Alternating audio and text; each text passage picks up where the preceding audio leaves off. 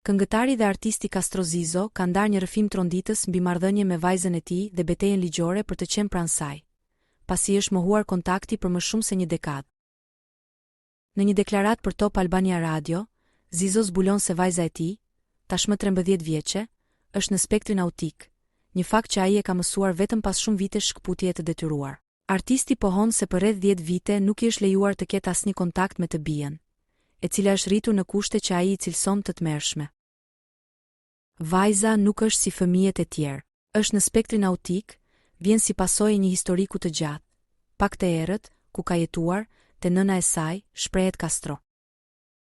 Ai shton se është në një proces ligjor për të rregulluar marrëdhënie me vajzën, dhe se kjo betejë është më shumë se sa një çështje prindërore, është një përballje me padrejtësinë. Unë mund të flas me orë të tëra për të në një moment ku nuk të është lejuar të shohësh vajzën për 10 vite. Mëson se është autike. Mua më është ndërprerë çdo kontakt. Me sa duket kam menduar se nuk isha idenje, kanë tentuar të rrisi një qenie njerëzore, nuk kanë ditur të rrisi një fëmijë.